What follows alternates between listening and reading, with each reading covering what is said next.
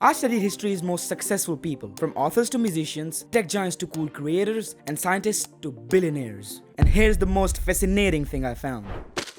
They all had only one person helping them. And who was that?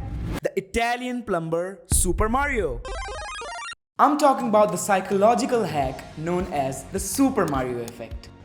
Mario tells us how to fail and reframe our learning process in a way in which failure doesn't feel like a pain in the butt. And that would help you to achieve success painlessly. And as I said, it would change the way you learn because Mario is a big-hearted man and he loves to help everyone. But why the fuck he's not helping me succeed? God. For the past few days after uploading my last video, I've been banging my head against the wall.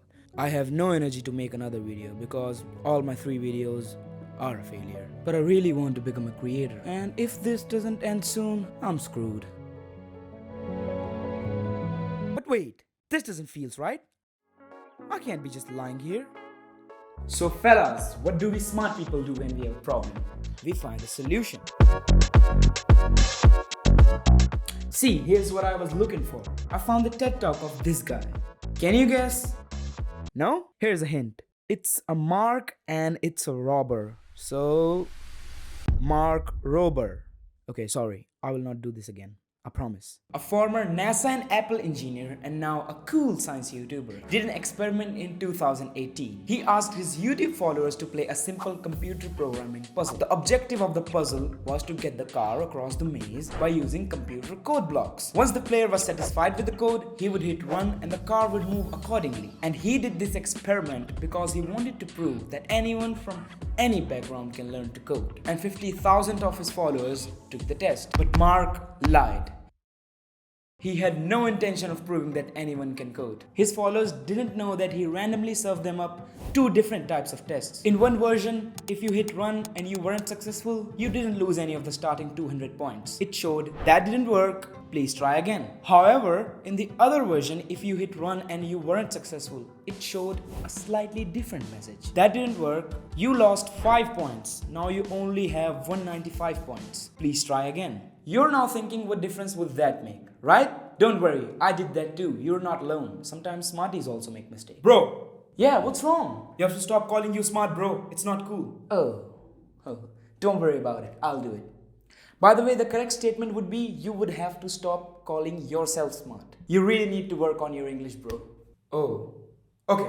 I'll just go take a walk outside. You keep on going, bro. Just forget what I said. Cool. Okay. And that small change did make a huge difference. 68% of the people who didn't lose any point were able to solve the puzzle, while only 52% of the people were able to solve the puzzle who lost 5 points in each try. The first group averaged 12 tries, while the other group averaged about 5 tries. To put it simply, the group that made more attempts saw higher success rates. And this is also true about the success in the real world. And there's a Japanese proverb, Nana Korobi Yaoki, which means fall down 7 times and stand up 8th. So I need to attempt more to become successful at YouTube, right? Looks like we're reaching somewhere. But still, the failure hurts and it cripples me from inside. Even I know I need to attempt more, which means I have to make more videos. But how am I gonna do that if I'm in a constant fear of failure? And that seems like a huge problem. But maybe it's not the failure that's the culprit. Perhaps it's how you see failure. And that's the whole idea of this Super Mario effect. The Super Mario effect has its origin in our childhood obsession with the game. Believe it or not, we all have spent a lot of time wanting to get to the castle and rescue beautiful Princess Peach. Now, I want you guys to go back to the old times when you used to play the Super Mario Brothers. Oh yeah! Mario number... No, I'm not talking about this one. Did you pick up your controller for the first time and after jumping into a pit thought, oh, that's such a failure, I'm so ashamed, I can't do this anymore. And you never tried again. Or you remembered that there's a pit right there and your job became not to fall into that pit again. You failed, but then you eventually conquered the level. You didn't question your self-confidence each time you failed, but sadly, I did. Is my channel's niche good enough? Is anyone ever going to watch my video? Oh god, I should probably quit and move on and do something else. This isn't my thing. The same thing happened in the experiment conducted. Both groups failed, but their failure was given a different meaning in each case. For one, it was simply to try again. And for another, it was you lost something, now try again. Even though those points had no real value in the world, but still they quit earlier than the ones who didn't see failure in a negative light. In a nutshell, Super Mario Effect is all about your focus. The focus and obsession are about beating the game, not about how dumb you might look or how bad you feel. And as a direct result of that attitude of learning from failure, but not being focused on the failure, people succeed.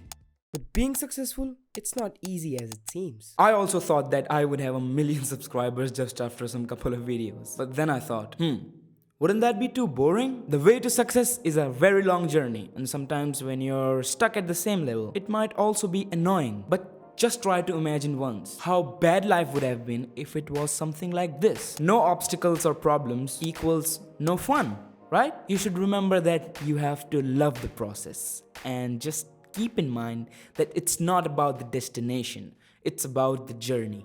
When you frame your learning process in the way described, you actually want to do it. It feels natural to ignore the failure and try again. In the same way a toddler would try to get up and walk again. Or in the same way you keep playing Super Mario Brothers. I just want to say that Mario changed the way I look at learning and being successful. And I was able to get up from my bed, script, shoot, edit and post this video. I would say thanks to Mario and also thank you, Mark Rober. That's it for this video. I'm going back to my bed again and you watch this video, which is about the 10,000 hour rule. But after subscribing to the channel, okay? Bye.